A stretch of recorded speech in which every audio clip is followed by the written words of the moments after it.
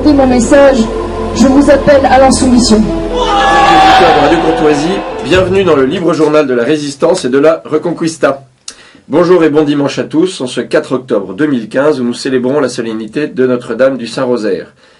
Le célèbre et magnifique évangile selon saint Luc d'aujourd'hui donne une version très précise et très belle de l'annonciation faite à Marie, où l'ange déclare « L'Esprit Saint viendra sur vous, et la vertu du Très-Haut vous couvrira de son ombre. » C'est tout ce que je souhaite à mon invité d'aujourd'hui. Je vous avais annoncé une émission un peu spéciale pour cette rentrée, une émission fraîche et joyeuse, j'espère qu'elle le sera. Émission un peu spéciale non seulement par la qualité de mon invité, mais aussi parce qu'elle inaugure une série d'émissions que vous pourrez suivre en direct sur le Salon Beige, représentée aujourd'hui par Louise Tudy, que je salue, que je remercie d'être à mes côtés, que vous ne verrez pas parce que vous savez bien que le Salon Beige préserve l'anonymat de tous ces cadres. Donc vous entendrez la douce voix de Louise sans pour autant en profiter. Je la remercie d'être à mes côtés. Je salue tous les fidèles lecteurs de cet illustre salon où l'on ne déconstruit pas la société comme au XVIIIe siècle, mais au contraire où l'on reconstruit la France de demain. La France de demain, c'est la France de la jeunesse, la France de nos enfants, celle que nous allons léguer. Je dédie donc cette émission à la petite Olympe et à la petite Clémence, ces petites filles Espérance qui mettront bientôt le feu au monde. J'ai le plaisir de recevoir aujourd'hui sur Radio Courtoisie, où elle ne fait que de trop rares apparitions, Marion Maréchal Le Pen. Bonjour Marion. Bonjour. Députée français tête de liste pour les prochaines élections régionales qui se tiendront dans 2 mois exactement. Alors Marion, vous êtes la députée la plus jeune de l'histoire de nos institutions, ça reste vrai aujourd'hui. Vous êtes mariée, mère de famille. Dans un sondage récent, vous bénéficiez déjà du soutien de plus de 40% des Français, juste derrière votre tante Marine. C'est quand même remarquable. Vous avez le privilège d'avoir provoqué à l'Assemblée l'un des plus gros pétages de plomb et les plus ahurissants et pathétiques de notre Premier ministre Manuel Latremblotte. Donc rien que pour ça déjà, je vous en remercie parce que Avec plaisir. ça nous rappelait les heures les plus drôles de l'histoire parlementaire française. J'espère qu'il y en aura d'autres. Vous êtes surtout le cauchemar des ténors de la droite qui se disent, je cite, « sidérés par votre fraîcheur, votre clarté et votre bon sens. J'aurais envie d'ajouter votre liberté de pensée et d'expression. » Et de conclure, c'est pas de moi, si on ne réagit pas très vite, elle va nous bouffer. Vous l'avez lu. Alors ce n'est pas une phrase lumineuse du pauvre Estrosi, mais ça pourrait. Pour nos auditeurs, je ne peux m'empêcher de vous lire. C'est un extrait du discours que vous avez prononcé le 5 septembre dernier à l'Université d'été du Front National, donc à Marseille. Il est possible de faire autrement, possible de tenir ses promesses. Il y a 3 jours, Christian Estrosi, encore lui, au milieu de 2 ou 3 mensonges sur Europe 1, expliquait que j'étais entré en politique par admiration pour Jean-Marie Le Pen, donc que mes raisons étaient forcément mauvaises. Là, c'est un sophisme toujours aussi brillant, mais ça, on est habitué avec ces technoplasmes. Vous poursuiviez, oui, c'est vrai, j'ai admiré et j'admire le courage de penser autrement, le refus de mourir avec le sourire, la volonté de ne pas baisser les yeux quand les puissants vous enseignent de les baisser du haut de leur diplôme et de leur carte de visite surchargée, l'envie de se regarder avec fierté dans la glace le matin plutôt que de vivre avec le reflet déformant que nous renvoie cette élite, celui d'un peuple déshérité qui n'a ni racines, ni histoire, ni identité, qui devrait sans cesse s'excuser d'être ce qu'il est. Cette fois, je l'ai retrouvé. Oui, cette pugnacité, cette espérance aussi, et il faut bien du courage pour espérer par les temps qui courent. L'espérance est une vertu héroïque. Sincèrement, on aimerait entendre ce genre de propos plus souvent. Voilà des propos bien agréables. Est-ce que c'est là le feu effectivement qui vous habite ?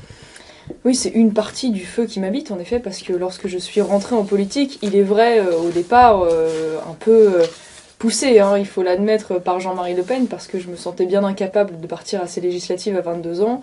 C'est vrai que ce que j'admire chez Jean-Marie Le Pen et ce que j'admire, ce que je retrouve aussi chez Marine, c'est cette liberté incroyable de pouvoir penser, critiquer, de ne pas être prisonnier des mots que nous imposent aujourd'hui nos adversaires politiques et donc des barrières mentales, si je puis dire, qui accompagnent ces mots.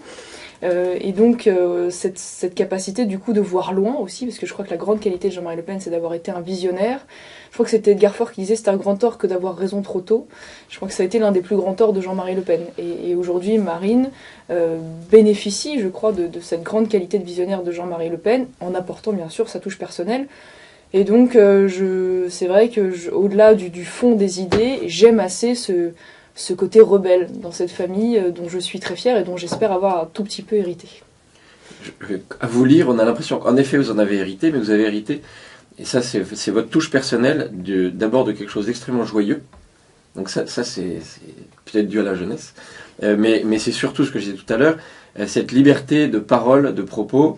Vous vous laissez jamais impressionner, vous allez au bout de vos idées. On l'a vu à l'Assemblée, mais on l'a vu aussi, on y reviendra tout à l'heure, sur le célèbre épisode de l'Université d'été de la Sainte-Baume, où vous avez simplement dit et affirmé des vérités et dit ce que vous pensiez, ce que vous ressentiez, sans tomber dans le politiquement correct et puis les oukases lancées de toutes parts, qui ont à la fois décrédibilisé tous ceux qui les prononçaient et en même temps qui vous ont permis de vous exprimer très très librement. Je crois, enfin moi, là, des enseignements que j'ai tirés de ma relativement courte expérience et même de l'expérience de Marine ou de Jean-Marie Le Pen, c'est qu'en réalité, les médias attaquent là où ils sentent un état de faiblesse. Enfin, en gros, ils s'en prennent à la faille qu'ils peuvent éventuellement percevoir. Donc je crois que lorsque l'on est convaincu par ces idées, il ne faut jamais s'en excuser, ou en tout cas les contorsionner de telle manière qu'elles puissent apparaître plus agréables, on va dire, ou plus acceptables à nos adversaires politiques. Ça s'appelle la démagogie, ça. Ouais. Oui, non, mais c'est vrai que du coup, on peut avoir parfois tendance à le faire en espérant que les coups seront moins rudes. Je crois tout l'inverse. Or, j'ai pu constater, y compris en direct dans certains débats, que j'étais parfois beaucoup moins attaquée en affirmant tout simplement et en assumant des propos que j'ai pu tenir, plutôt qu'en essayant de les contorsionner afin qu'ils soient plus agréables aux oreilles des bien-pensants de la caste politique. Et donc c'est vrai que dans ces conditions, je me suis astreint, on va dire, à ce devoir de vérité, et je dois dire que ça marche plutôt bien pour l'instant. Ça marche plutôt bien. Et Louise, au nom du Salon Beige, qu'avez-vous comme retour, vous, justement, de ce, on va pas rentrer pour le moment dans le fond, on va dire, mais déjà sur la forme et sur cette liberté de ton qu'on a vu beaucoup au moment des manifestations pour la défense de la famille, chez Marion, mais chez d'autres gens, mais qu'on retrouve effectivement pas chez grand monde aujourd'hui, et qui est un petit peu la liberté de ton, justement, du Salon Beige. C'est compliqué de répondre à cette question parce que les commentateurs du Salon Beige ne sont pas nécessairement le reflet de tous les lecteurs. Donc évidemment, les commentateurs sont partagés, ils sont attachés pour certains à un parti ou à un autre. Néanmoins, votre jeunesse, votre courage sont globalement appréciés. Pour la jeunesse, ça va pas durer, il faut que j'en profite alors. Non, mais vous représentez une génération. C'est un état d'esprit, vous le savez bien. Surtout, vous représentez une génération. Enfin, certains de nos lecteurs sont à peu près font partie de votre génération, et je pense que ça fait du bien. Non, mais c'est vrai qu'il y a un phénomène, pour rebondir sur ce que vous disiez à l'instant, et je le constate, je suis un élément parmi d'autres d'un phénomène de société qui est en train de prospérer, et dont la Manif pour tous a été l'un des catalyseurs et des révélateurs. Savoir qu'il y a toute une génération aujourd'hui qui est en train d'émerger, qui est un peu, ça a été théorisé, je trouve ça assez juste, la contre-génération 68, mai 68, qui est une génération qui a subi de plein fouet la déconstruction de mai 68, et qui aujourd'hui veut un retour aux principes, aux valeurs, à des maîtres à suivre, à un dieu même pour certains, et c'est aussi mon cas. Et donc dans ces conditions, c'est une génération qui n'a rien à perdre, puisque c'est elle qui de toute façon va payer de plein fouet tous les échecs et les renoncements des élites politiques passées, qui n'aura vraisemblablement pas de retraite, qui va vivre dans une insécurité grandissante, qui voit son peuple petit à petit disparaître, sa nation et son État avec elle, et donc dans ces conditions, c'est maintenant ou jamais. Et donc je crois que c'est ce qui nous permet aussi peut-être cette liberté de ton que n'avaient pas encore ceux qui nous précédaient. On va revenir justement là à la situation actuelle.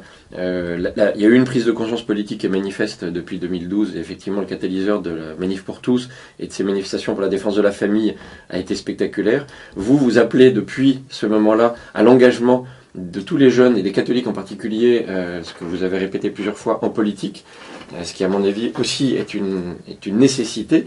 On voit bien la crise actuelle, et la crise avec tous les immigrés illégaux qui sont en train d'arriver en nombre en Europe et en France, que là, la vieille Europe, le vieux système, quand je dis la vieille Europe, c'est pas au sens historique du terme, c'est la vieille Europe voulue et tenue par ceux qui la dirigent aujourd'hui, arrive à bout, est en train réellement de mourir, ce qui réellement me fait plaisir. Mais est-ce qu'il y a moyen de réagir aujourd'hui ? Parce que Ça fait quand même très peur, le chiffre de 10 millions de candidats à l'immigration et à l'envahissement de notre pays ou de l'Europe est régulièrement cité. Quand on voit effectivement le volume de l'Afrique, on peut penser que c'est même encore plus que ça. Est-ce qu'il n'est pas trop tard? Est-ce qu'il y a encore moyen de réagir? Et là, je me tourne vers la candidate, puisque c'est vrai qu'en région PACA, vous allez être aux premières loges. Que peut-on encore faire pour stabiliser, se protéger et inverser? En tout cas, ce qui est sûr, c'est qu'il faut avoir conscience d'une chose, et on reproche souvent au Front National de parler beaucoup d'immigration. C'est pas que nous sommes monomaniaques sur la question, c'est que nous considérons que c'est un sujet essentiel, vital même. Ça fait l'actualité tous les jours. Absolument, mais surtout parce que tout est rattrapable dans un pays. Nous avons connu des périodes de grande disette, d'endettement dramatique, mais tout est rattrapable sauf la démographie. C'est-à-dire que le jour où vous êtes minoritaire chez vous, eh bien c'est fini. Voilà, vous ne pouvez rien faire. Or, ce combat-là est en phase d'être perdu, clairement, au vu de la politique migratoire qui est menée. C'est pourquoi il est urgent d'agir. C'est pour ça que lorsque je dis à ces jeunes, entre autres de la Manif pour tous, mais pas seulement de s'engager, je leur dis engagez-vous partout, même si c'est pas nécessairement au Front National, parce que vous êtes en train de vous constituer une expérience et une légitimité dans des mouvements, et demain peut-être pourrons-nous travailler ensemble dans le cadre d'une union nationale qui sera véritablement extrêmement importante. Sur la question migratoire, il y a beaucoup d'axes différents. Le premier, bien sûr, déjà, est de sortir de l'aberration de l'espace Schengen, et pas seulement... C'est en train de se faire, non? C'est en train de se faire. On a l'impression que Schengen n'existe plus, déjà.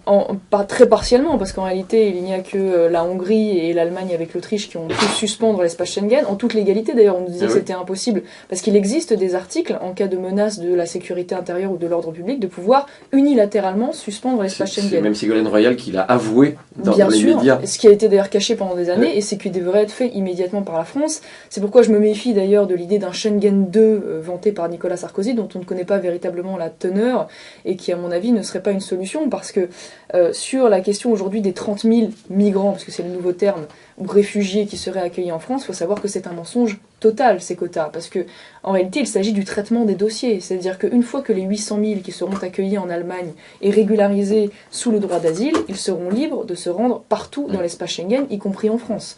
Donc il faut être très mesuré là-dessus, parce qu'on nous dit 30 000, oui mais 30 000 au milieu de 65 millions d'habitants, ça n'est rien, c'est dérisoire, c'est là quand même la moindre des choses que les accueillir, sauf que d'accord, c'est 30 000, plus le regroupement familial qui va s'en suivre, puisque les demandeurs d'asile maintenant ont droit au regroupement familial, plus tous ceux qui pourront librement circuler, plus les immigrés légaux qui continuent de rentrer sur le territoire français par d'autres biais que le droit d'asile, plus les 200 000 entrées légales par an. Et c'est vrai qu'à ce rythme-là, on se dit que très rapidement, eh bien, la substance même du peuple français est en train de disparaître, et il y a une importation avec, il ne faut pas se voiler la face, d'une culture différente qui est en passe sur certaines parties du territoire français de remplacer la culture française.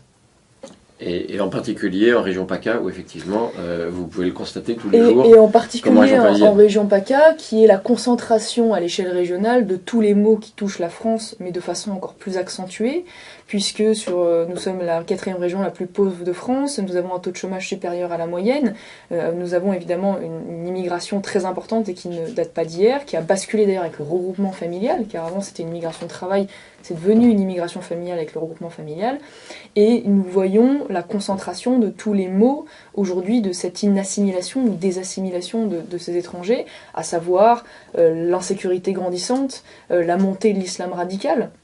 À Carpentras, il y a une mosquée déjà classée salafiste qui est en train d'être mise en place, et les terrorismes. Il faut savoir que suite à l'affaire Mohamed Merah et aux autres terroristes, il y a eu beaucoup de réseaux démantelés dans ces zones-là. Donc nous avons à échelle régionale une concentration des maux qui n'épargneront personne demain. Quand il y en a un qu'on démantèle, il y en a 10 qui se créent de toute façon, vu la masse. Donc c'est dérisoire, comme bien vous disiez. Bien sûr, et surtout il faut alerter les Français, parce qu'aujourd'hui, beaucoup de Français qui se croient protégés, on va dire, de ces maux-là, vont déchanter lorsqu'ils vont voir l'application à l'échelle nationale de la mise en place de quotas dans les campagnes, où en réalité, pour cacher la poussière sous le tapis, le gouvernement va tenter de disséminer cette immigration dans les campagnes et se verra le phénomène qui est déjà celui en PACA, à savoir une concentration communautaire qui va apporter avec elle un certain nombre de difficultés que l'on connaît déjà. Vous avez parlé de plusieurs axes pour lutter contre l'immigration massive. Quels sont les autres axes que la sortie de Alors il faut déjà, donc je vous le disais, la sortie de l'espace Schengen, déjà pouvoir contrôler qui entre et sort sur le territoire français, ce qui n'est pas le cas aujourd'hui.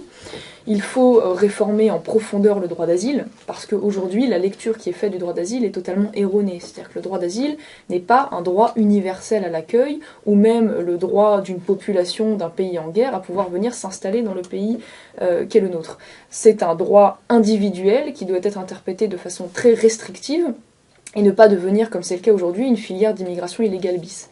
Parce qu'aujourd'hui, en plus d'être interprété de façon très large, il n'y a que 1% des déboutés du droit d'asile qui sont véritablement expulsés du territoire français. C'est-à-dire concrètement que lorsque vous venez demander le droit d'asile en France en étant entré clandestinement d'ailleurs dans notre pays, accessoirement, en réalité, vous ne le quittez jamais, quand bien même vous seriez débouté, et avec l'ensemble du système, vous finissez par être de toute façon naturalisé, puisque vos enfants sont scolarisés, et patati et patata. Donc, et deviennent français de facto. Et deviennent français de facto s'ils naissent sur le territoire français, voilà. Car il y a un droit quasi automatique. Et là, une autre chose intéressante, la suppression évidemment de ce qu'on appelle le droit du sol, même si c'est pas le droit du sol en soi, mais l'acquisition quasi automatique de la nationalité française alors que vous naissez sur le territoire français, qui est une aberration totale. Ça devrait passer par la naturalisation, parce qu'en France aujourd'hui, vous naissez sur le sol français de parents étrangers, vous avez eu une scolarité catastrophique, vous êtes un délinquant multirécidiviste, et bien vous allez acquérir quand même la nationalité française à 18 ans, même à 16, si vous avez vécu 5 ans sur le territoire français. Et puis, il nous faut supprimer le regroupement familial, qui de la même manière est une aberration totale, largement ouverte, et qui constitue aujourd'hui l'essentiel de l'immigration légale, pour pouvoir concentrer le peu d'immigration acceptée sur une immigration économique de haute qualité qui peut apporter à notre pays et pas coûter comme c'est malheureusement largement le cas aujourd'hui. Alors, dans son émission lundi dernier, que vous avez peut-être entendu, Henri Lesquin faisait référence, en critiquant, au fait que justement le programme du Front National ne prévoyait pas l'abrogation du droit d'asile, mais un aménagement. Et pour lui, je cite ses propos à peu près, et il disait « L'asile en aucun cas n'est un droit, c'est un privilège qu'on accorde ». Ce qui est assez logique d'ailleurs à une personne qui souhaite arriver sur le territoire français. Et donc la seule mesure possible, je cite Henri Lesquin, ça n'est pas l'aménagement, c'est l'abrogation, parce que en aucun cas ça peut devenir un droit universel. Or, le terme même de droit, un étranger qui arrive en France n'a pas des droits, à la limite il a des devoirs, mais il est accueilli et c'est un privilège qu'on lui accorde. Est-ce que c'est une analyse que vous partagez?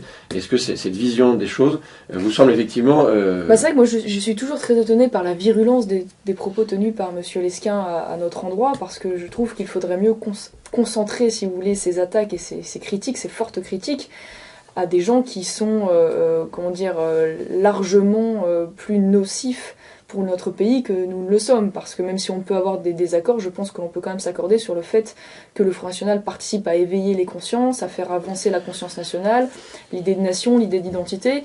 Bon voilà, sur la question du droit d'asile, je ne crois pas que la suppression pure et simple soit une bonne solution, parce le droit d'asile peut se justifier, notamment à l'égard de réfugiés politiques, comme Edward Snowden par exemple, qu'on aurait pu accueillir sous cette égide. Malheureusement, ça n'a pas été le cas. Il faut savoir qu'aujourd'hui, la principale difficulté du droit d'asile, c'est que l'expulsion n'est pas respectée. Il y a 80% des demandeurs qui aujourd'hui sont effectivement déboutés du droit d'asile, mais ils ne quittent jamais le territoire français. Donc je ne suis pas nécessairement pour sa suppression pure et simple. En revanche, je suis pour le ramener à l'esprit d'origine, qui était celui d'accueillir très individuellement des gens qui étaient persécutés principalement pour des raisons d'ailleurs politiques, parce qu'ils défendaient une certaine idée de la liberté ou qu'ils étaient des opposants, et pas pour défendre des immigrés économiques comme c'est le cas aujourd'hui. Et immigrés économiques ou politiques, parce que on voit bien que tous les jeunes gens, les jeunes hommes qui sont en train de déferler sur l'Europe, sont là pour toute autre chose que de trouver du travail, et c'est assez surprenant d'ailleurs de voir la nature même de ces personnes qui sont en train d'arriver en masse. C'est troublant d'ailleurs. C'est très troublant parce qu'on nous explique que ces gens quittent un pays en guerre, qu'en effet une grande partie d'entre eux sont des hommes en âge de se battre, entre 30 et 40 ans, et donc cela implique qu'ils auraient laissé sur place donc dans un pays en guerre leurs femmes, leurs sœurs, leurs filles. Mais ils se battent, mais contre les polices européennes. C'est ça, ce qui paraît surprenant. Je crois surtout que la grande difficulté, c'est déjà qu'il y a beaucoup de fraude. Il faut savoir, je crois que c'est Valeurs Actuelles qui révélait qu'il faut 48 heures aujourd'hui pour se faire un passeport syrien, ce qui est quand même explique une grande partie du problème. Qu'une partie, il faut le rappeler aussi quand même, de ces Syriens, quand il s'agit véritablement de Syriens, sont des classes moyennes qui quittent les zones gouvernementales. Donc leur vie n'est pas en danger immédiat, mais dans la difficulté d'avoir une perspective d'avenir, ils quittent le territoire. Et il y a aussi une partie, comme ce fut le cas du père de cet enfant mort sur la plage, qui pour le coup ont déjà quitté le territoire et qui Oui, étaient en vivent Turquie. oui. Exactement, donc leur vie n'était pas menacée et qui en réalité viennent en Europe pour d'autres raisons. Là est le tri. Il partait même au Canada se faire opérer des dents, je crois. Manifestement, donc il était semble-t-il un passeur, mais c'est vrai qu'il y a aujourd'hui une manipulation médiatique absolument terrible, parce que c'est vrai qu'on a tendance à mettre en exergue les enfants, les familles, qui en réalité constituent aujourd'hui une minorité des personnes qui arrivent sur le territoire français. Et les solutions pérennes ne passent-elles pas justement par l'aide aux pays qui sont foyers d'émigration ? Je suis tout à fait d'accord avec vous, parce qu'évidemment on ne peut pas colmater les brèches en aval si on ne colmate pas les brèches en amont. Ça je suis parfaitement d'accord. Il faut évidemment déjà revoir notre politique d'aide au développement, qui aujourd'hui est déjà sous-budgétée d'une part, mais inefficace. Et en particulier d'ailleurs en aidant les entreprises françaises, parce que c'est vrai que c'est un peu un puits sans fond, il n'y a pas de véritable contrôle d'efficacité. Et puis aussi, il faut avoir le courage d'aller mener une politique de défense beaucoup plus indépendante qu'elle ne l'a été jusqu'ici, c'est-à-dire renoncer à l'intrusion systématique qui ont conduit au chaos libyen qu'on connaît aujourd'hui, mais également comme ce fut le cas en Irak et en Afghanistan, et en Irak qui n'a d'ailleurs pas été étranger à l'émergence de l'État islamique, et aujourd'hui accepter d'aller de facto aider l'armée légale de Bachar el-Assad pour contrer la propagation de l'État islamique et donc le départ forcé de ces gens, et en particulier des chrétiens d'Orient. Et bien sûr, faire aussi une aide humanitaire aux pays limitrophes qui accueillent des camps de réfugiés, afin de pouvoir les aider, notamment à s'alimenter et à recevoir de l'eau. Le 12 octobre prochain, je ne sais pas si vous le savez, le pseudo-philosophe de Salon, qui s'appelle Monsieur Lévy, est convié par l'IHADN à expliquer la situation en Libye. L'indécence n'a aucune limite, mais ça je pense que vous avez dû vous en rendre compte depuis que vous êtes entré en politique. Après ils inviteront sans doute Marc Dutroux à exposer son programme sur l'éducation sexuelle en maternelle. Comment on peut arriver dans un pays comme la France à avoir des Sarkozy, des BHL qui, après avoir menti sur tout, s'être trompé sur tout, avoir provoqué des catastrophes, des chaos politiques, économiques, humains, humanitaires absolument gigantesques dont on ne maîtrise absolument même pas les conséquences, peuvent encore aller pérorer et aller donner des cours à l'IHEDN à Paris, à l'école de guerre, pour expliquer pourquoi il a eu raison d'aller mettre le feu et le sang en Libye et qu'il veut faire la même chose en Syrie. Je vous cache pas que c'est une énigme pour moi aussi. J'avais beaucoup aimé d'ailleurs la réaction de Michel Onfray qui les avait taclés sur un plateau de télé en disant que ces gens avaient un manque de pudeur absolument total. Oui, il avait appelé à ce que ces criminels aillent se cacher dans un placard. Mais c'est plus dans une prison qu'ils devraient aller, ces gens-là. Mais c'est vrai qu'ils ont pour eux une espèce de légitimité factice fabriquée par les médias, fabriquée par une espèce de système qui est en totale déconnexion avec la réalité. Et puis je crois surtout qu'il est la démonstration que la classe politique préfère porter le chaos plutôt que d'admettre qu'elle a pu se tromper. Et voilà, je crois qu'il y a un gros problème d'orgueil aussi dans cette classe politique aujourd'hui qui participe grandement au déclin qui est le nôtre, l'incapacité à poser un diagnostic et à dire voilà, nous avons eu tort, et donc parce que nous avons eu tort, nous allons changer. Et ça, c'est un syndrome quand même largement répandu aujourd'hui en politique. Et c'est vrai que Bernard-Henri Lévy, avec l'aide de Nicolas Sarkozy, a cassé, si je puis dire, le bouchon libyen et participe aujourd'hui du déferlement migratoire que l'on connaît, puisque, vous le savez, c'est le chaos total et que les gardes-côtes libyens sont totalement corrompus par les passeurs. Peut-être c'est un sujet dont on pourra parler, ce qui fait aujourd'hui qu'il y a de véritables mafias, dont d'ailleurs celle de l'État islamique, qui se fait un argent fou sur la misère humaine, forçant même parfois les gens, armes au poing, sur la tempe, à prendre des bateaux dans des états déplorables. Et l'Union européenne, au lieu de casser ce système-là, l'encourage, puisqu'elle a décidé d'élargir le système Mare Nostrum, mis en place initialement par les Italiens, c'est-à-dire d'aller chercher les bateaux et de les ramener sur les côtes européennes. Voilà. Ce qui est dément. Refusant par là même, d'ailleurs, ce qui était initialement envisagé, de détruire les bateaux vides qui sont amarrés au port et donc laissant les passeurs faire ce travail terrible. Et gagner un argent fou, comme vous le disiez.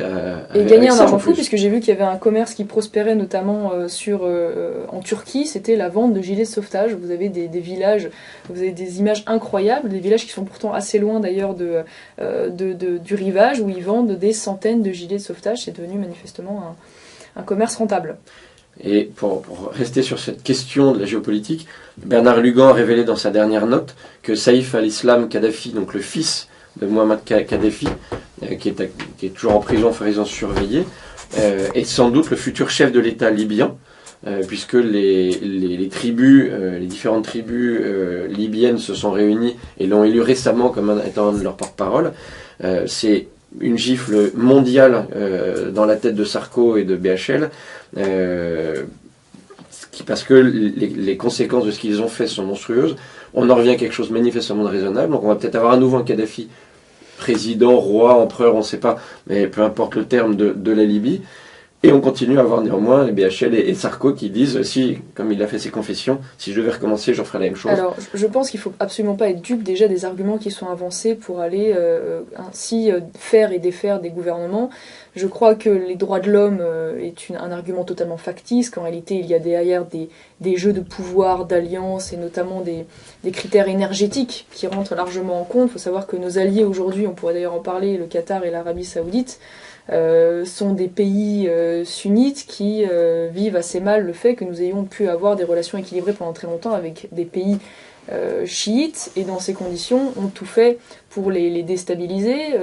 Nous avons aujourd'hui la volonté manifeste d'avoir une propagation justement de ce courant sunnite et de faire tomber tous les régimes autoritaires laïques pour faire prospérer et s'appuyer sur de fausses rébellions qui en réalité n'ont rien d'un printemps arabe, mais sont un véritable hiver arabe, qui sont totalement gangrénés par les islamistes, mais qui, on va dire, leur servent temporairement pour faire tomber aujourd'hui ces régimes, en espérant pouvoir reprendre la main derrière en y mettant des hommes de main. La vérité, c'est qu'aujourd'hui, que ce soit en Libye ou en Syrie, eh bien, les populations vivaient mieux, il faut quand même avoir le courage de le dire, que face aux barbares de l'État islamique. C'est le cas effectivement sur tout le pourtour méditerranéen à peu près. Et c'est la seule. On ne peut pas dire qu'ils vivent mieux en Syrie, mais pour le moment encore ils espèrent que ça va tenir. Et je pense en effet, mais vous pouvez nous en dire un mot, que si le dernier verrou qui est Bachar el-Assad tombe dans cette région-là, c'est l'apocalypse qui attend toute cette zone. C'est l'apocalypse qui attend absolument, et je crois qu'il y a des pays d'ailleurs pas très loin qui sont très inquiets, qui sont en train également de basculer, je pense au Liban ou des choses comme ça, qui seront sur l'échelle domino des victimes collatérales, on va dire, de la politique aujourd'hui qui a été menée par la France derrière les États-Unis. Et c'est vrai qu'il faut un sursaut parce qu'aujourd'hui, malheureusement, on a pendant été très longtemps une nation indépendante, avec un rapport très équilibré au monde. On n'était pas dans l'ingérence systématique. C'est des pays qu'on connaissait bien d'ailleurs, parce que nous sommes un ancien grand pays colonial, donc nous avons une certaine culture justement et connaissance de ces pays. Et c'est vrai qu'aujourd'hui on a renoncé totalement à notre indépendance en se mettant sous l'égide de l'OTAN et notamment des Américains. Je vous donne un exemple. Je posais la question la fois dernière. À nouveau à Sarkozy, il faut quand même le rappeler aux auditeurs. À monsieur, poser une question la fois dernière en commission donc au ministre des Affaires étrangères, lui posant la question de savoir comment il était possible que nous ayons renoncé à la vente du Mistral aux Russes sous la pression des Américains, alors même que dans le même temps, eux signaient un contrat spatial avec ces mêmes Russes, et qu'aucune compensation financière ou contractuelle dans la vente d'armement n'a pu être négociée avec eux afin de compenser cette perte financière absolument considérable. Nous sommes toujours les dindons de la farce, les meilleurs élèves des États-Unis, et à côté de ça, nous n'avons aucun gain, puisque aujourd'hui tout le monde se range derrière la Russie pour se rendre en Syrie. Et c'est surtout ça, c'est là où je voulais en venir, c'est qu'aujourd'hui, avec son talent de joueur d'échecs et de joueur de judo extraordinaire, Vladimir Poutine a quand même amené derrière lui le monde entier à suivre sa politique étrangère. On le doit aussi à son la France aussi. Ministre. Oui, d'une certaine manière, parce qu'elle commence les frappes aériennes. Parce que c'est la politique du réel, oui, mais toujours trop tard.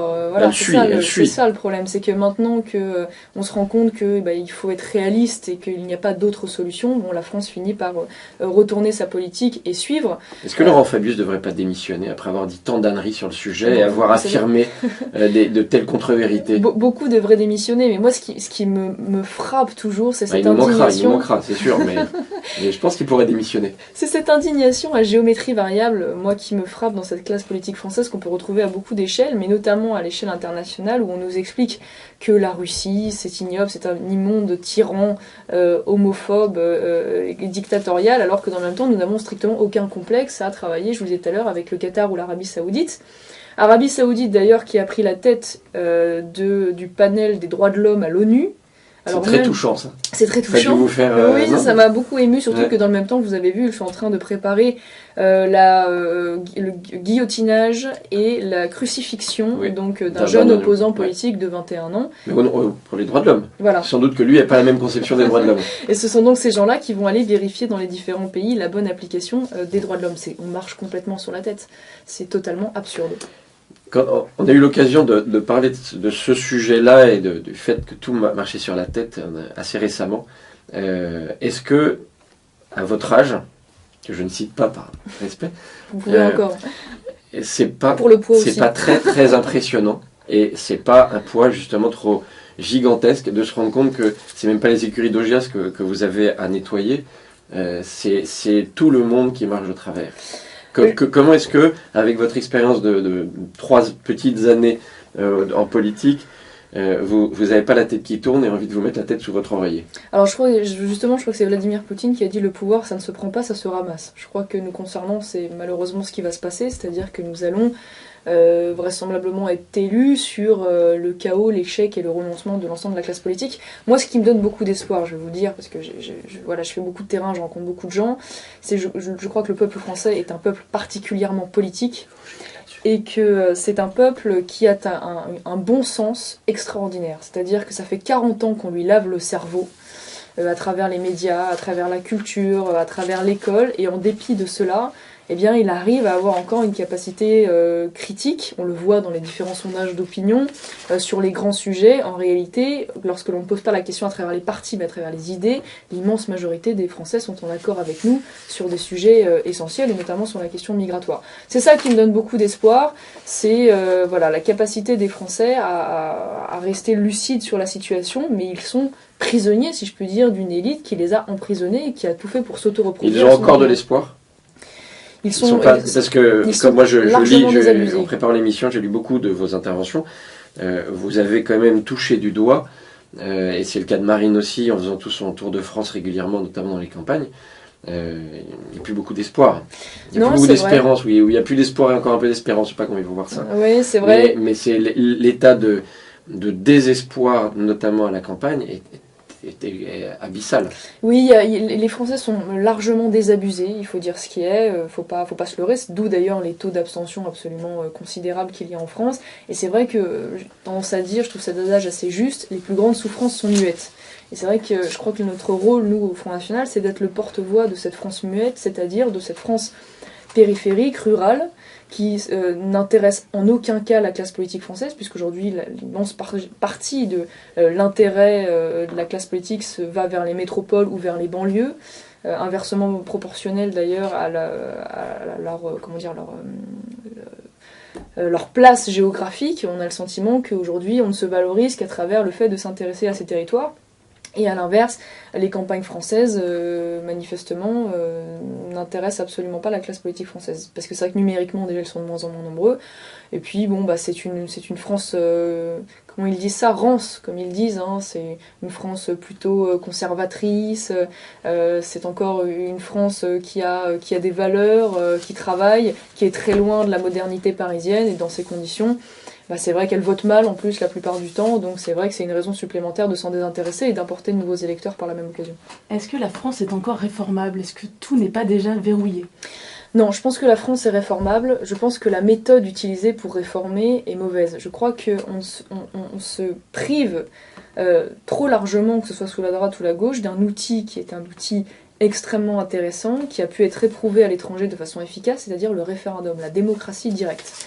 Parce que comme je vous le disais tout à l'heure, ce qui est remarquable dans les sondages d'opinion, c'est que les réponses sont différentes selon que l'on la pose à travers le prisme d'un parti ou à travers le prisme d'une simple idée. C'est-à-dire que quand on pose la question, par exemple, c'est assez remarquable, prenons un sujet assez clivant, la peine de mort. On se rend compte que sur la question de la peine de mort, en réalité aujourd'hui il y a un basculement, d'ailleurs une majorité des Français sont à nouveau pour, toutes tendances politiques confondues, c'est-à-dire que ce soit de l'extrême gauche, à la droite, ou En 80, ils étaient pour. la peine de mort. Oui. Et quand Badinter l'a imposé, il l'a imposé en disant parfois il faut savoir ne pas écouter la Absolument, majorité. mais je veux dire, c'est ce qui est révélateur, c'est quand on pose cette question à travers le prisme du Front National, c'est-à-dire êtes-vous d'accord avec la proposition du Front National de remettre en place la peine de mort, là on se rend compte qu'il y a une minorité qui est pour, parce qu'en fait c'est posé à travers un parti. Et je crois que pour sortir de Un ce parti système... pris, même. Parti pris. Se sortir de ce système de parti qui aujourd'hui est en train de nous tuer à petit feu, il faut revenir à la démocratie directe et on pourra constater, parce que ça a été éprouvé, je vous dis, dans des pays comme la Suisse, mais pas seulement, qu'il n'y a pas de démagogie. C'est-à-dire qu'il y a eu des cas en Suisse, par exemple, où il y a eu la possibilité d'augmenter le nombre de semaines de congés payés. Eh bien, ça a été refusé par les Suisses parce qu'ils considéraient que c'était une mauvaise solution pour leur économie. Je crois que les Français sont pas plus idiots que les Suisses et que dans ces conditions, on pourra réformer la France à travers cela. Pour revenir sur ce que vous venez de dire, vous avez dit dans un entretien, le FN, le Front National, parti auquel vous êtes attaché aujourd'hui évidemment, n'est pas une fin en soi. Qu'est-ce que vous avez voulu dire? Est-ce que c'est dans la lignée, dans la tradition de Simone Veil, la philosophe, pas la sanguinaire, que vous avez tenu ces propos-là sur justement la limite d'un système de parti? Alors j'ai dit, la phrase complète, c'est pour moi le Front National n'est pas une fin en soi, c'est un outil. C'est-à-dire que je ne me bats pas pour le Front National, je me bats pour mon pays, et dans le cadre de ce combat, le Front National m'apparaît être l'outil le plus performant pour pouvoir arriver à mes fins. C'est-à-dire que si le Front National doit être amené à évoluer, à rassembler plus fortement, à changer de nom, enfin voilà, à changer la forme, je ne suis pas, comment dire... fermée à l'idée de voir cette évolution, quand bien même je pourrais avoir un attachement affectif et familial à C'est ce que dit Marine Le Pen d'ailleurs. C'est ce que dit également Marine Le Pen, et je pense que c'est très sage de ne pas devenir son propre objet, ce qui est aujourd'hui un travers assez largement répandu en politique.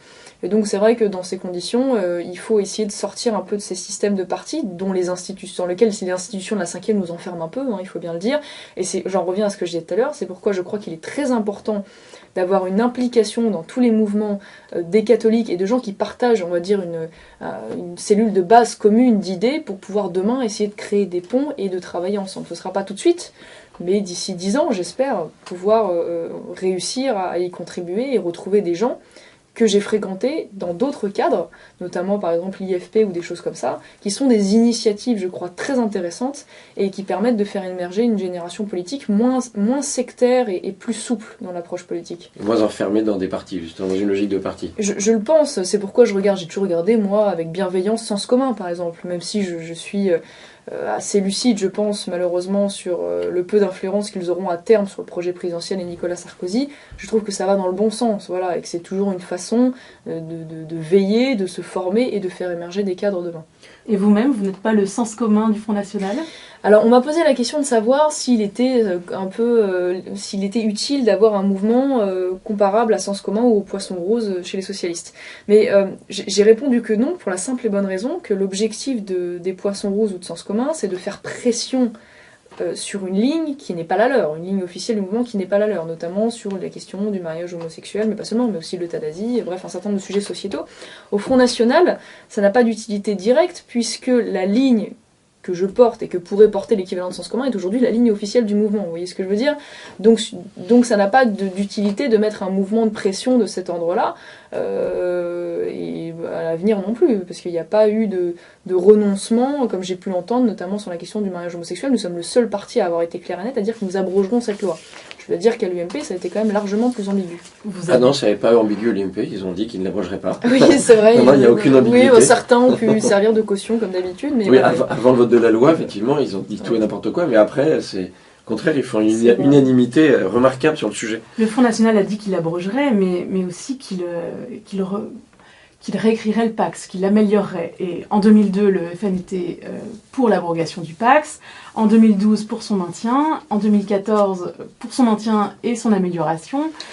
En fait, si vous voulez, la question du PACS aujourd'hui, qui m'apparaissait être une bonne façon de protéger les couples homosexuels dans la société, avait des problèmes notamment sur la question de l'héritage. Voilà. Donc c'est vrai qu'on peut permettre des aménagements qui fait qu'aujourd'hui, un couple homosexuel, parce que moi je ne juge pas les gens qui vivent dans ce cadre-là, ça me pose pas de problème. Ce qui me dérange principalement dans la question du mariage, c'est déjà d'une part, et c'est le sujet quand même majeur, c'est le fait qu'on ouvre la voie à des dérives demain encore plus importante, si je puis dire, puisqu'on est en train d'expliquer que toutes les formes d'amour doivent être reconnues par l'État, indépendamment du fait qu'un homme et une femme constituent naturellement, on va dire, la cellule de base de la société et de la reproduction. Demain, vous verrez que les mêmes arguments seront avancés, notamment pour la polygamie.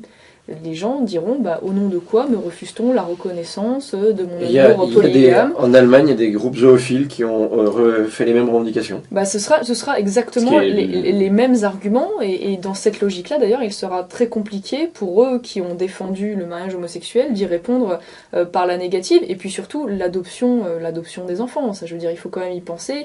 Je veux dire, aujourd'hui, on ne peut pas expliquer qu'il est normal qu'un orphelin qui a déjà souffert beaucoup de la privation de ses parents biologiques puisse grandir dans un couple dans un cadre où il serait volontairement privé d'un père ou d'une mère. Et d'ailleurs, dans ce cadre-là, je tiens à dire que je suis aussi contre l'adoption par des célibataires. Parce que je considère que par souci de cohérence, je veux dire, si on doit offrir un cadre, un référent homme, père et mère, on ne peut pas dans le même temps défendre l'adoption d'une personne célibataire, par une personne célibataire. Oui, mais le Pacs, c'est un pastiche de mariage. Je pense que symboliquement, on n'est quand même pas dans le même cadre. Déjà parce que l'adoption n'est pas ouverte, la filiation n'est pas ouverte, et que on est là dans un cadre purement juridique. On n'est pas dans un cadre moral comme on peut retrouver d'ailleurs, y compris dans le Code civil, qui se maintient de fidélité, de soutien en cas de maladie. Enfin bref, des choses à mon avis qui vont encore plus loin que le Pacs, qui est un cadre, on va dire, un contrat de civil pour se protéger des aléas de la vie en cas de décès de l'un ou de l'autre. On voit bien néanmoins que le régime du Pacs a été petit à petit rapproché du régime du mariage civil, et que là on discute de célébrer les Pacs dans des mairies. Oui, là c'est là où ça devient totalement grotesque. C'est-à-dire que le Pacs il doit rester à l'esprit d'origine, c'est-à-dire rester un contrat purement civil qui permette, comme je disais, de pallier aux aléas de la vie, mais en aucun cas vouloir se rapprocher même symboliquement du mariage. Là ça n'a pas de sens, et c'est d'ailleurs la dérive en effet qui fait que d'ailleurs initialement le Front National s'y était opposé, parce que c'était pas tellement la question de ce Pacs en soi, c'était évidemment qu'on y voyait les prémices du mariage homosexuel, parce qu'à l'époque, C'était clairement le cas. C'était écrit, en dépit d'ailleurs du fait qu'Elisabeth Guigou avait expliqué à l'époque que pas du tout, ça n'arriverait jamais.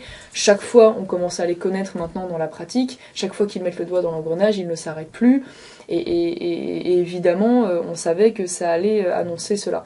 Donc c'est vrai que dans ces conditions, il faut savoir poser les limites. Moi je vous le dis, je suis sincère là-dessus, je ne suis pas pour remettre en cause l'existence de ce Pacs. En plus, ce qui est surprenant, c'est qu'en réalité, aujourd'hui, l'utilisation majoritaire est faite par des hétérosexuels, et non pas par des homosexuels. Ce qui était bien la démonstration, en réalité, que c'était une revendication plus politique qu'une nécessité politique de la part d'une minorité en réalité agissante, vindicative, d'homosexuels militants qui voulaient par ce biais-là faire tomber un tabou et pas seulement trouver des solutions, on va dire, pratiques à la vie au quotidien, dans le cadre par exemple de l'héritage dont je parlais tout à l'heure. Les seules personnes que j'ai rencontrées dans ma vie qui s'étaient pacsées, c'était des amis, pas les miens, mais des amis qui décidaient de se rendre service, des fonctionnaires, et qui, en se pacsant, aidaient un de leurs amis à venir, à changer de poste et à rejoindre des régions. En général, ils allaient en PACA d'ailleurs. C'est qu'ils étaient en région parisienne, ils trouvaient un copain hyper romantique. En PACA qui disait « Tu veux pas te paxer avec moi, comme ça me permet de venir, de demander ma mutation ». Et il se retrouvait, et ça lui permettait de partir. C'est vrai, il y a des effets d'aubaine en effet. C'est assez étonnant. Il y a des effets d'aubaine. C'est vrai qu'on est assez loin du mariage romantique. Mais ça, on s'en doutait un petit peu. Mais c'est vrai que pour revenir à ce que disait Louis Study à l'instant, néanmoins, ça participe à détruire une référence, d'avoir ce Pacs qu'on en rit aujourd'hui et qui soit pas utilisé à bon escient. Sa simple existence ou son simple maintien participe quand même à détruire l'institution du mariage et la raison d'être, l'équilibre même de la société. À participer par un glissement, en effet, mais qui était prévisible. Mais s'il y avait eu la volonté politique de ne pas faire avancer la chose, elle n'aurait pas avancé. Or, c'est vrai, clairement, là, ça a été un outil. Voilà. Moi, je pense qu'il peut avoir son utilité par ailleurs sur d'autres aspects, mais là, ça a été comme quoi, par exemple, parce que là, je vais aller plus loin que ce que dit Louis Study. C'est un outil militant. Pourquoi ne pas l'abroger ? C'est une question ouverte. J'ai pas de... Si, j'ai un avis sur la question, mais ça intéresse personne. Ça me choque pas dans l'absolu que des gens aient envie, y compris des hétérosexuels, de passer par le biais du Pacs plutôt par le biais du mariage. Enfin, je veux dire, après, moi j'aime bien laisser la liberté de choix, ça me choque pas dans l'absolu. Il y a des gens qui n'ont pas envie de rentrer dans un aspect, comment dire, tout l'aspect moral dont je parlais tout à l'heure du mariage, simplement s'en tenir à un aspect fiscal de pratique au quotidien. Je ne vais pas les priver de ça s'ils préfèrent, à la limite pourquoi pas. La seule chose c'est qu'en effet il ne faut pas que ce Pacs devienne un outil de glissement ou un espèce comment dire, de mariage, si je puis dire, simulé, détourné. Parce que je crois que ça n'était pas du tout son objet initial et j'en vois pas du tout l'utilité parce que je veux justement maintenir la sacralité du mariage doit être réservée à un homme et une femme en lien, si vous voulez, avec la finalité de reproduction du couple qui aujourd'hui est totalement déconnectée et il m'apparaît un peu largement problématique. Est-ce que dans cette perspective-là, on ne devrait pas, ce qui avait été évoqué au moment justement des grandes manifestations de 2012 et 2013, aller au-delà? Et est-ce que c'est pas l'occasion pour l'Église finalement de s'affranchir de ce mariage civil nécessaire devant la mairie, faire comme en Italie, c'est lui conserver intégralement son côté sacré et spirituel justement. J'avais déposé un amendement. Parce que finalement aujourd'hui avec ce faux mariage et le Pacs, pourquoi est-ce que les catholiques vont se marier J'avais demandé un amendement en ce sens, parce qu'aujourd'hui il y a une aberration qui a été... C'est aberrant la situation. Qui est un héritage de la Révolution française, qui fait qu'on est obligé de se marier à la mairie avant de pouvoir se marier religieusement. Voilà. Quel titre, je ne sais pas, je trouve ça scandaleux. Après tout, on devrait pouvoir recevoir un sacrement sans devoir demander l'autorisation à la République française. J'avais déposé un amendement en ce sens, donc, qui évidemment avait été rejeté à l'époque, mais sans avoir la capacité de m'en donner aucune explication. Après, la question que vous me posez, c'est pas à moi qu'il faut la poser, c'est aux prêtres, c'est aux évêques, mais c'est vrai qu'aujourd'hui, à un moment donné, peut-être faudrait-il forcer le débat, en effet, en permettant... parce que je vous signale qu'un certain nombre de musulmans n'ont absolument pas ces complexes, sans que la République française n'en soit choquée. Ils n'ont pas tellement de complexes en fait. Non, ils ont assez peu de complexes, c'est-à-dire c'est pas leur truc en fait. Le complexe n'est pas leur truc, non. Mais en revanche, c'est vrai qu'aujourd'hui, il y a énormément de mariages musulmans qui sont, fêtés et qui ne sont absolument pas passés par la mairie civile en amont, sans que la République française n'y trouve rien à redire, on ne se donne les moyens. Peut-être à un moment donné, les catholiques devraient-ils aussi réagir et ne plus se laisser faire afin de forcer le débat à ce sujet-là.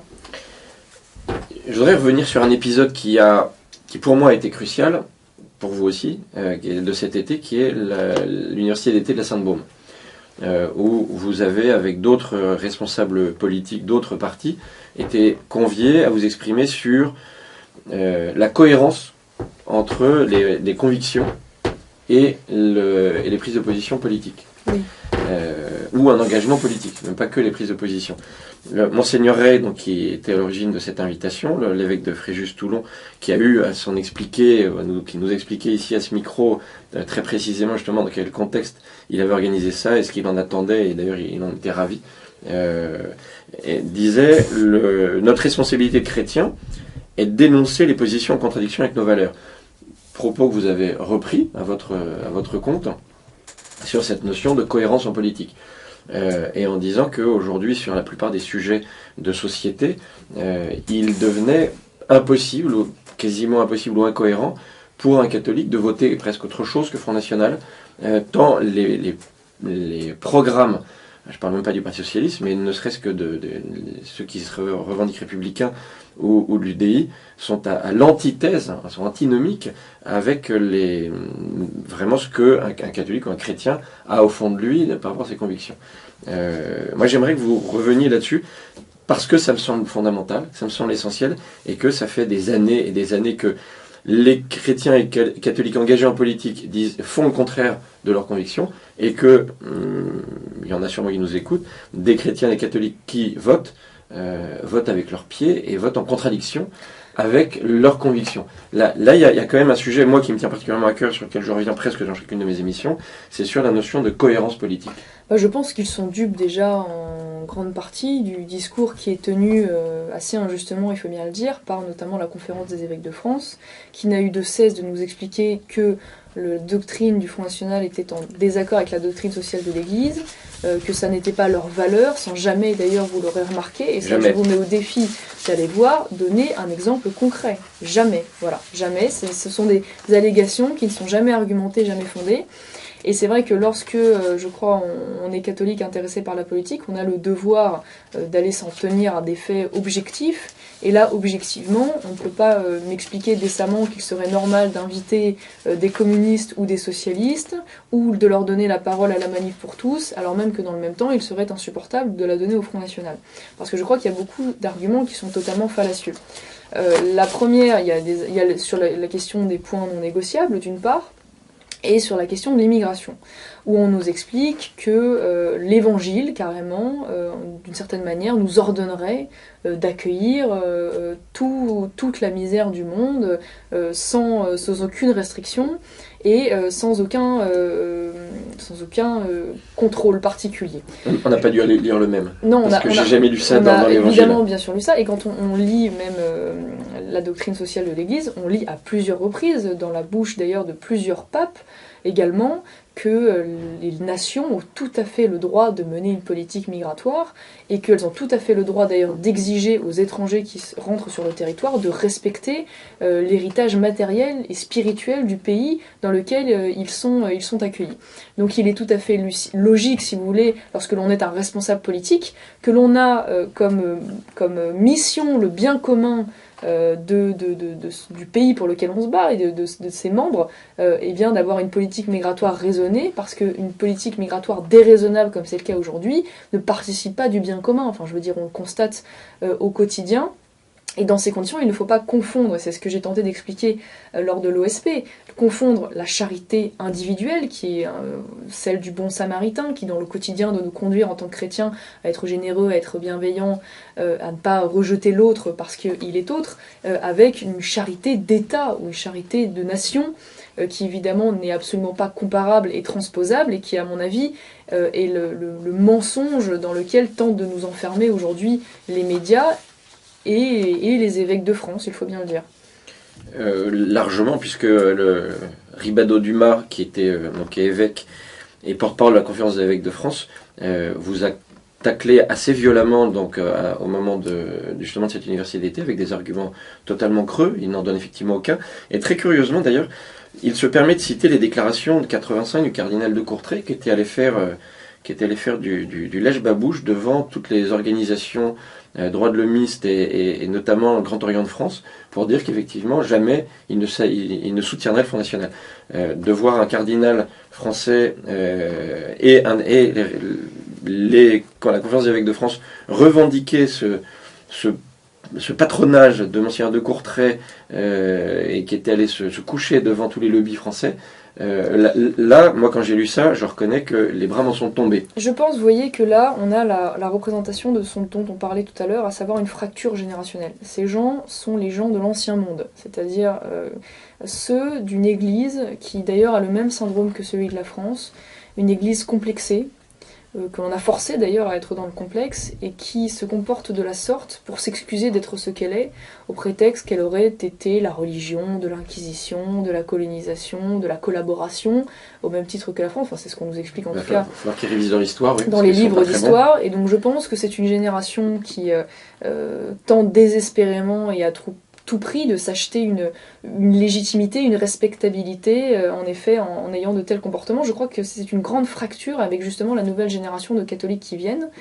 au même titre d'ailleurs que l'ensemble des jeunes Français, qui ne se reconnaissent plus dans ce complexe, qui ne se reconnaissent plus dans ce besoin de s'excuser en permanence, d'être complexés de tout, qui ont envie d'être fiers d'être ce qu'ils ont, qui ont envie d'un discours de vérité sur les erreurs qui ont pu être commises, mais sur aussi les choses qui ont été réellement faites, et que dans ces conditions, je crois que sincèrement, ces paroles-là n'ont maintenant que peu d'écho au sein du peuple catholique. Le Salon Beige a publié il y a 3 jours, une semaine, un entretien confondant de Décube, l'ancien évêque de Rouen, qui disait exactement ce que vous venez de dire, mais lui il s'en désolait. Il disait je crains que l'esprit justement de mai 62, de 68, c'est pas mai 68, de 68 soit en train de disparaître, et ça le navrait. Donc lui, de savoir qu'il avait vidé toutes les églises, les séminaires dans son diocèse, ça le dérangeait pas, mais de sentir que l'esprit de Vatican II et de 68 était en train petit à petit de disparaître, ça le plongeait dans un abîme de désespoir. Je pense que ces gens, en effet, ont une grande responsabilité, et je crois qu'une grande partie de la résurgence française passera évidemment par le combat économique, évidemment et surtout par le combat identitaire, mais aussi par le combat spirituel. Faut pas rêver, je veux dire, on a en face des gens, et ils seront de plus en plus nombreux, qui iront mourir contre nous pour Allah. Je veux dire, a-t-on en face l'envie de mourir pour la République ou pour la laïcité, quand on voit qu'aujourd'hui ces termes ont été largement vidés d'ailleurs de leur sens. Et je crois qu'on ne pourra pas survivre aux défis qui seront les nôtres dans les années à venir s'il n'y a pas une dimension spirituelle, transcendante, de valeur et de morale que l'on doit porter aussi en politique, y compris d'ailleurs envers les athées. Et c'est là où j'en veux beaucoup une grande partie de l'Église catholique française aujourd'hui, c'est d'avoir déserté ce terrain-là, déserté le terrain aussi de l'évangélisation, au prétexte que d'un relativisme que moi je combats, y compris aussi en politique, pas seulement dans le domaine spirituel, qui voudrait qu'il n'y a pas de vérité, que finalement tout se vaut, et quand tout vaut tout, rien ne vaut rien, et que finalement croire tel le Coran, la Torah ou la Bible serait équivalent à partir du moment où on croit. Je ne crois pas cela, je ne crois pas que Jésus-Christ soit venu mourir sur terre pour porter un message qui finalement aurait pu être remplacé quelques siècles plus tard par le prophète Mahomet. Donc dans ces conditions, je réfute ce relativisme, et je crois que c'est la grande erreur aujourd'hui que fait l'Église catholique française, c'est de mettre tout en même plan, parce que dans ces conditions, il n'y a pas de vérité. S'il n'y a pas de vérité, il n'y a pas de bien, il n'y a pas de mal, et donc plus rien n'a de sens. Vous venez de parler de la laïcité. De nombreuses personnalités politiques voient dans le durcissement de la laïcité la solution contre l'islamisme, quitte à ce que les interdits se multiplient, le port de signes religieux, les crèches publiques, qui sait demain les processions religieuses, les sonneries de cloches. Quelle est votre position et celle du Front National ? Alors, sur la question de la laïcité, je pense qu'en effet, la laïcité sera un outil utile contre la propagation aujourd'hui de ce qui nous pose un problème majeur, à savoir les revendications politiques de certains musulmans. Et pas la laïcité comme religion d'État. Non, voilà, on est d'accord, mais j'allais m'en expliquer, mais justement, c'est un outil, si vous voulez, nécessaire contre aujourd'hui l'avancée, parce qu'il faut bien dire ce qui est, contre la loi d'ailleurs, de revendications politiques d'une partie de musulmans, la plupart du temps radicaux d'ailleurs, qui cèdent, qui arrivent à faire céder sous la pression, sous le chantage, sous le clientélisme, les élus politiques dans les différents échelons des collectivités. Donc je pense qu'il ne faut pas rejeter la laïcité en tant que ça, parce que je pense que ça peut être un outil très intéressant. En revanche, il ne faut pas tomber dans le laïcisme, c'est-à-dire la religion de la laïcité, qui voudrait que l'on rejette la religion de toute sphère publique. Je crois que ce qui est très important aussi de relever, c'est que la France est un pays chrétien, d'identité chrétienne, de racines chrétiennes, qu'elle a à ce titre aussi de très nombreux héritages, de traditions, vous parliez tout à l'heure de processions, qui sont à connotation évidemment religieuse et en particulier catholique, et que la laïcité ne doit pas s'en prendre à cela. Et c'est vrai que là où moi je combats la laïcité vue par la gauche, c'est que c'est une laïcité aseptisée, ça veut dire qu'on supprime tout ce qui peut avoir une connotation religieuse ou faire une référence, y compris à nos racines catholiques, dans le cadre de la sphère privée. C'est le débat qu'on a eu sur les crèches dans les mairies, où là pour le coup nos maires ont eu le courage de mettre des crèches dans les mairies parce que c'est une tradition populaire française, et le seul fait qu'elle soit en lien avec la religion catholique ne peut pas être un argument pour l'opposer par la laïcité. Donc je crois qu'il faut savoir faire ce dosage-là, et surtout ne pas remettre en cause un certain nombre de choses, comme par exemple les écoles sous contrat ou hors contrat religieuses, même s'il faut être très attentif aujourd'hui au fait... Ce que je veux dire, c'est qu'en fait, l'émergence aujourd'hui d'écoles coraniques ne doit pas être le prétexte à supprimer les écoles catholiques. Mais c'est vrai que c'est un dosage très compliqué. Oui, comment fait-on ? C'est un dosage très compliqué. Eh bien, je crois qu'il faut en particulier s'attarder sur le fait que beaucoup de ces écoles qui sont en train d'être mises en place pour les écoles musulmanes sont des écoles de courant salafiste. comme on est en train de le constater. Et là, nous avons donc un prétexte, pas un prétexte d'ailleurs, une raison, un argument valable de refuser des permis de construire pour ces écoles, parce qu'elles pourraient véhiculer, si vous voulez, une haine de nos valeurs et de notre civilisation qu'il faut combattre. Mais c'est vrai que c'est très subtil, enfin c'est pas subtil quand on voit ces écoles coraniques, mais c'est subtil d'être dans une analyse et de dire, bon, vous êtes salafistes, donc non, vous êtes des gentils musulmans, parce qu'on a les mêmes arguments avec les catholiques. On va dire, bon, vous êtes des bons catholiques, vous êtes des mauvais catholiques, parce que vous êtes des intégristes, donc on va fermer votre école. Ce sont des arguments là et des outils qui peuvent devenir dramatiques. Le dosage entre moi, l'attachement sincère que j'ai à la liberté, voilà, pour moi le principe c'est la liberté, la limite c'est la sûreté de l'État, la sécurité et l'ordre public. Voilà, et je veux dire, c'est là où, en tant que politique, il faut avoir la capacité de se départir parfois de ses partis pris, de ses préjugés, et d'avoir une analyse objective de la situation là-dessus. Mais moi, je pars du principe que je suis attachée à la liberté.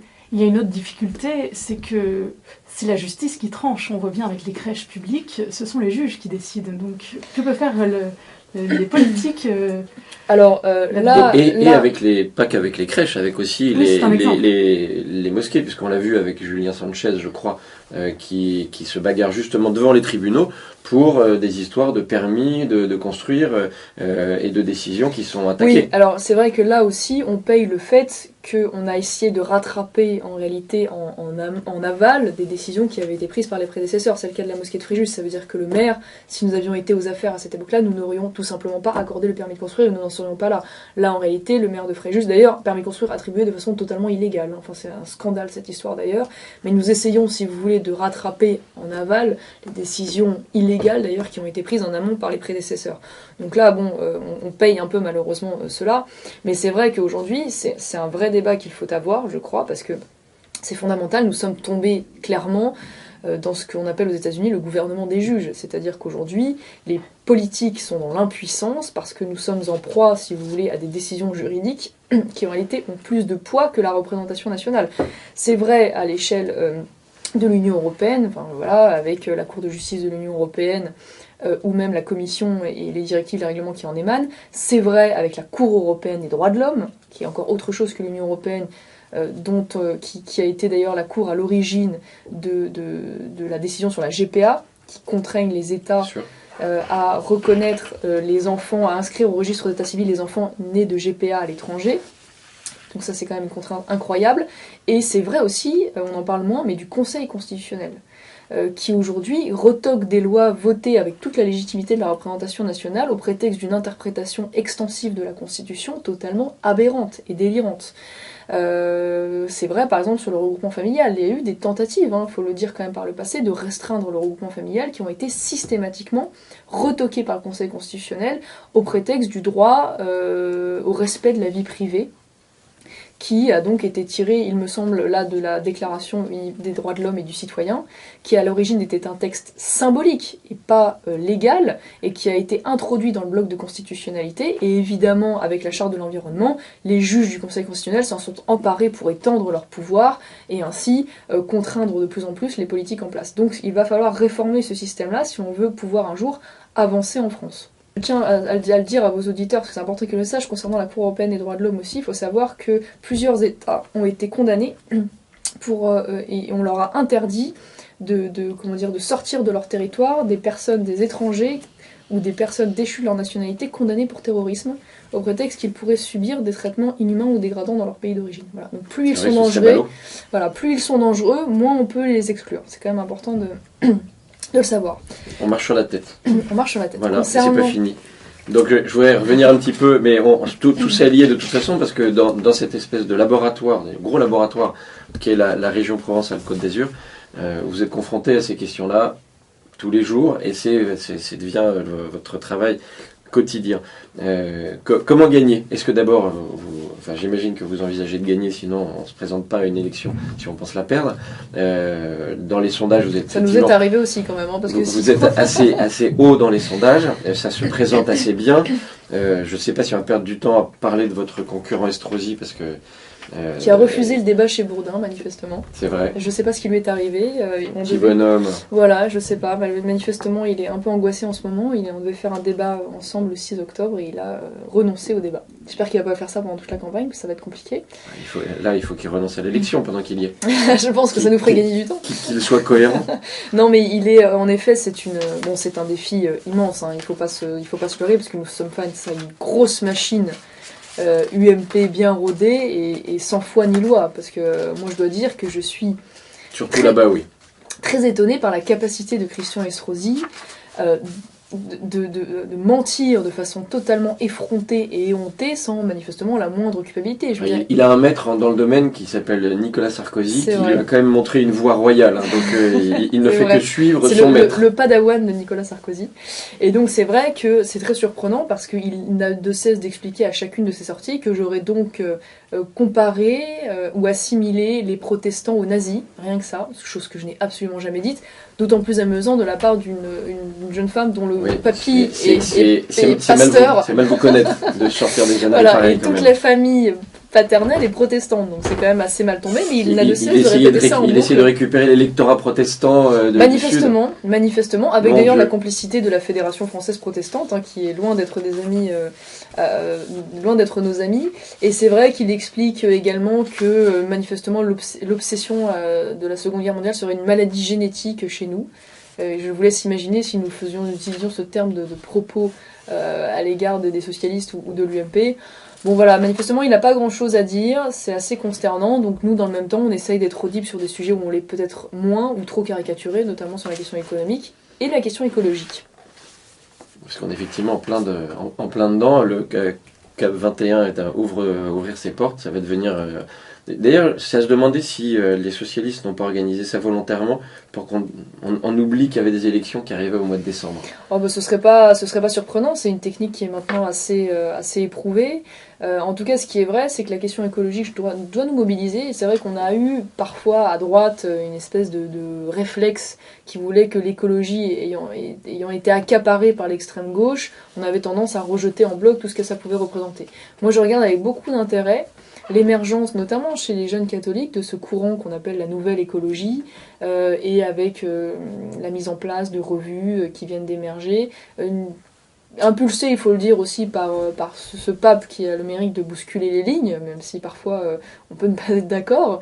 Mais voilà. Parfois on a du mal à comprendre les lignes. En fait. Voilà, mais disons que sur la question écologique, je pense qu'en effet il y a une prise de conscience à avoir, mais déconnectée, si vous voulez, de toutes les mentalités, les excès et l'idéologie de l'extrême gauche qui s'est emparée de ce sujet, alors que l'écologie, voilà, et initialement d'ailleurs était un sujet de droite. Parce qu'il y avait une dimension identitaire et conservatrice. Et conservatrice qui était très forte et qui doit nous interpeller, et nous interpeller aussi dans le système. Parce que c'est vrai qu'aujourd'hui, quand on se dit catholique, défendant le système libéral de libre-échange, on peut aussi se poser la question des conséquences écologiques, bien sûr. Parce que donc aujourd'hui, on va aller manger une viande ou comme un agneau qui vient de Nouvelle-Zélande. Donc où est aujourd'hui l'impact écologique, et on va surtout faire la promotion d'un système qui est là une course permanente au moins-disant social. Ça veut dire qu'aujourd'hui, c'est celui qui respecte le moins de droit social, le moins de droit environnemental, le moins de droit sanitaire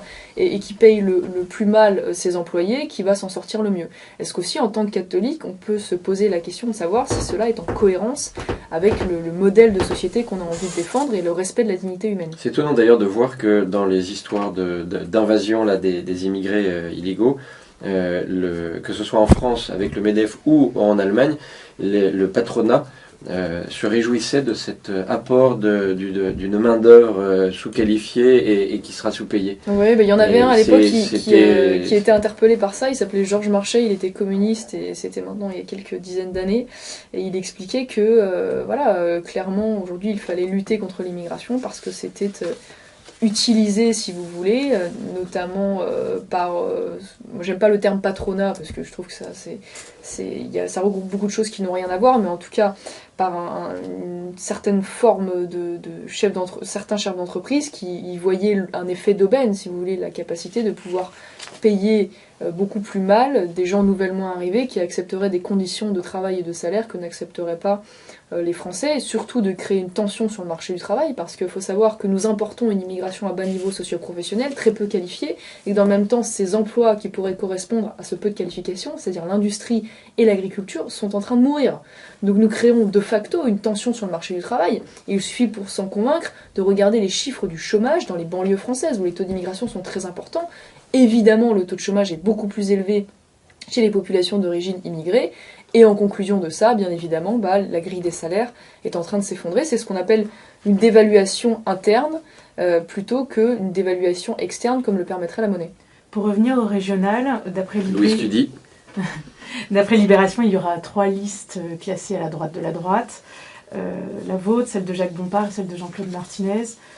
Est-ce que le scénario des sénatoriales va se répéter, divisé donc tous perdants? Alors, Jean-Claude Martinez en fait monte une liste, mais pas dans ma région, dans celle de Louis Alliot. Et en effet, il était venu soutenir une liste manifestement en construction de Jacques Bompard avec le Parti de la France, il me semble. Écoutez, je vous dis, moi j'en ai un peu assez de perdre du temps là-dedans. J'ai rien à me reprocher, je vais vous le dire sincèrement. Au départemental, il a été impossible de travailler, de négocier avec Jacques Bompard, qui avait des revendications absolument incroyables. Je tiens à rappeler quand même que le Front National s'est désisté au profit de Marie-Claude Bompard et de son binôme à Bolène face à la gauche pour éviter une victoire de la gauche. On aurait pu... à votre initiative. À notre initiative, et nous étions derrière eux, mais nous étions pas loin. Donc je veux dire, nous aurions pu largement nous maintenir. Après tout, c'était le jeu démocratique. Nous avons essayé d'être intelligents. En dépit de cela, on aurait pu s'attendre à un minimum de reconnaissance, parce qu'ils n'auraient pas gagné sans cela. Manifestement, je crois que Jacques Bompard est enfermé dans, je ne sais pas, une querelle de personnes, de revanche que je ne m'explique pas. Ce que je trouve surprenant, c'est qu'il ait manifestement la force de monter une liste alors que je ne l'ai pas vu à l'Assemblée depuis les départementales. Donc écoutez, c'est pas grave que le meilleur gagne. Alors c'est vrai, au-delà de la personne, c'est désolant, ça c'est certain. Comment arriver à espérer justement, vous en parliez en tout début d'émission, à créer cette par-delà les partis, cette union sacrée indispensable à une période qui devient chaque jour plus dramatique. Et à un moment donné, justement, cette logique de parti devrait passer outre, parce que moi, j'ai le communiqué de la Ligue du Sud qui dit nous ne sommes pas satisfaits. Bon, il n'y a pas non plus une agressivité gigantesque. Quand est-ce qu'on peut espérer, dans votre région, mais partout ailleurs, avoir des gens venant de tous les partis d'ailleurs, simplement qui sont des patriotes sincères et qui ont envie de sauver ce qui est encore sauvable? Malheureusement, c'est très difficile de répondre à cette question parce que, en effet, comme je vous le disais, les institutions ont fabriqué la prédominance des partis et qu'il ne faut pas se leurrer, on ne peut pas faire sans. Voilà, je sais que moi j'ai beaucoup d'amis autour de moi qui ont envie, légitimement, parce que je le comprends, de sortir des partis, de faire des initiatives citoyennes, partisanes, de créer une cohésion de personnes avec des talents, des compétences particulières en dehors des partis, mais je veux dire, vu l'urgence de la situation, il ne faut pas se leurrer, ce sont des choses, sauf à très petite échelle, qui sont vouées à l'échec. Voilà. Mais est-ce que vous ne sentez pas malgré tout que c'est quand même en train de changer? Parce qu'on voit les appels du pauvre Cambadélis qui est plus sinistre chaque jour et plus enferré dans ses bêtises, de faire une union sacrée contre vous, comme d'être toujours le front républicain pour protéger la France. Plus personne n'en veut, ça fait un flop absolu. Donc, même à droite, on a vraiment le sentiment qu'il y a de plus en plus d'initiatives de gens qui veulent se détacher de ça pour parler en vérité. Ne serait-ce que pour parler en vérité.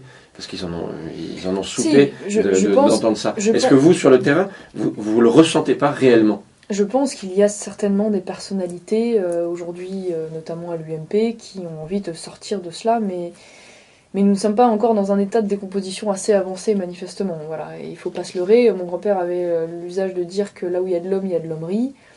Et là où il y a des places, il y a des ambitions. Voilà, c'est comme ça. Et donc, partant de là, les élections étant un tremplin, c'est vrai qu'on n'échappera malheureusement jamais à ça. La seule chose, c'est qu'après, il faut être intelligent au deuxième tour. C'est surtout ça le sujet.